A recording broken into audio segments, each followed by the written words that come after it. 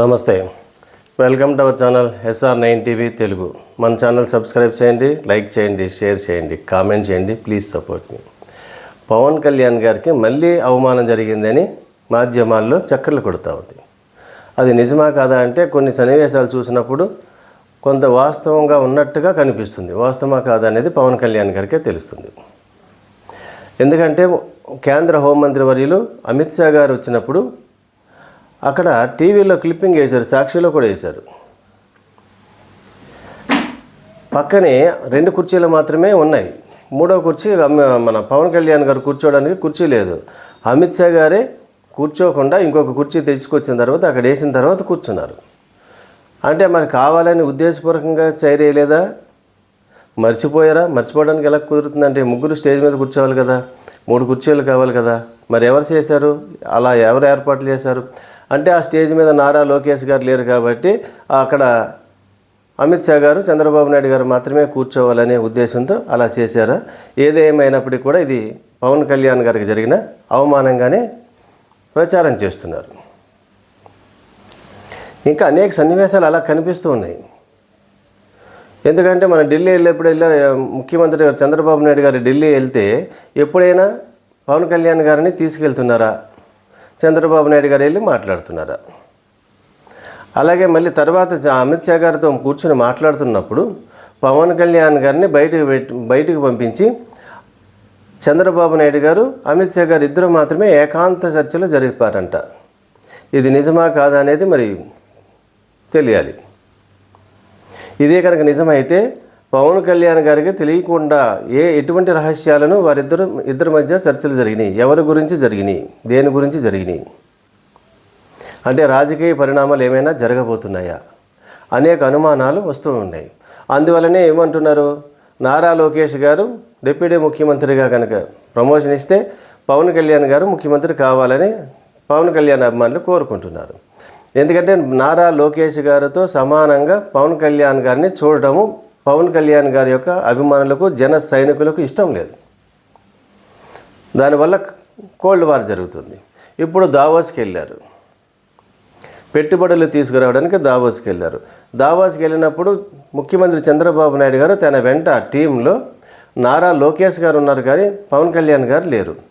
దీన్ని కూడా జన సైనికులు, పవన్ కళ్యాణ్ అభిమానులు జీర్ణించుకోలేకపోతున్నారు.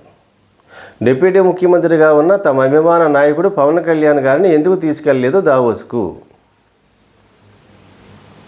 అసలు తెలుగుదేశం కూటమి అధికారంలో రావడానికి 134 స్థానాలు గెలుచుకోవడానికి తెలుగుదేశానికి కారణమే మా నాయకుడు పవన్ కళ్యాణ్ గారే కారణము.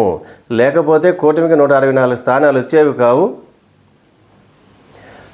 వైఎస్ఆర్సీపీ పార్టీ అఖండమైనటువంటి మెజారిటీని సాధించేది, అద్భుత విజయాన్ని సాధించి మళ్ళీ పవర్లోకి వచ్చేది. జగన్మోహన్ రెడ్డి గారిని ముఖ్యమంత్రిగా కాకుండా అడ్డుకున్నది మా నాయకుడు అయినటువంటి పవన్ కళ్యాణ్ గారు. కాబట్టి ఈ 5 సంవత్సరాలు పవన్ కళ్యాణ్ గారికి సముచితమైనటువంటి స్థానం ఇచ్చి గౌరవించాలని ప్రతి జన సైనికుడు, పవన్ కళ్యాణ్ అభిమానులు కోరుకుంటున్నారు. అలా కోరుకోవడంలో తప్పేమీ లేదు. కానీ అమిత్ షా గారితో రహస్యంగా ఎందుకు మాట్లాడారు? దావోస్ ఎందుకు తీసుకెళ్ళలేదు? నారా లోకేష్ గారిని ఇప్పుడు డిప్యూటీ ముఖ్యమంత్రిగా ప్రమాణ స్వీకారం చేస్తే ఇప్పుడు రాష్ట్రానికి 2 డిప్యూటీ ముఖ్యమంత్రులు ఉంటారు. అప్పుడు నారా లోకేష్ గారికి ఎంత ఇంపార్టెన్స్ వస్తుందో పవన్ కళ్యాణ్ గారికి కూడా అంతే ఇంపార్టెన్స్ వస్తుంది. పెద్ద వ్యత్యాసం ఏమి ఉండదు. అప్పుడు మరి జన సైనికులు ఎలా చూస్తారు? ఇప్పుడు ఆల్రెడీ తెలుగుదేశం అభిమానుల మధ్య, జన సైనికుల అభిమానుల మధ్య పచ్చగడ్డేస్తే బగ్గుమనే పరిస్థితి ఉంది. ఈయన ప్రమాణ స్వీకారం చేసిన తర్వాత ఎలా రియాక్ట్ అవుతారు, పవన్ కళ్యాణ్ గారు ఎలా రియాక్ట్ అవుతారు చూడాలి. ఇప్పటి వరకు అయితే పవన్ కళ్యాణ్ గారు ఎక్కడ ఏ విధమైనటువంటి కామెంట్ చేయలేదు, స్పందించలేదు.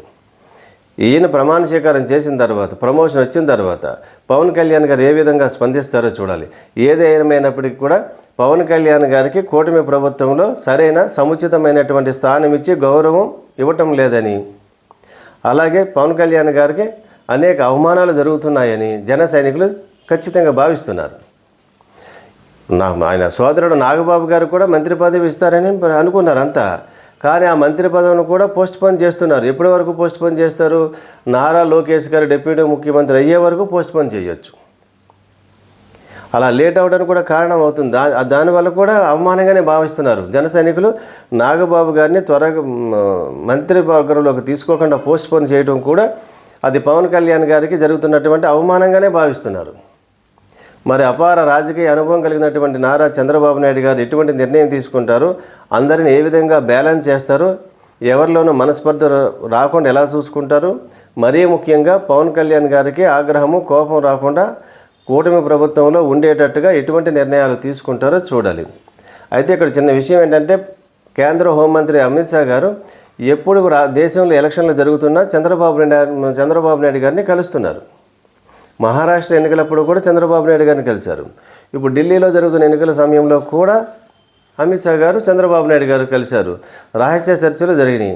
అంటే ఎన్నికలు ఏ విధంగా నిర్వహించాలని చర్చిస్తున్నారా, పవన్ కళ్యాణ్ గారితో సంబంధం లేదు, పవన్ కళ్యాణ్ గారికి అంత స్థాయి లేదని భావిస్తున్నారా, అందుకే పవన్ కళ్యాణ్ గారిని పక్కన పెట్టి ఒక చంద్రబాబు నాయుడు గారితోనే సమావేశమై చర్చిస్తున్నారా తెలియాలి. మరిన్ని వార్తా విశ్లేషణలతో SR9 టీవీ తెలుగు.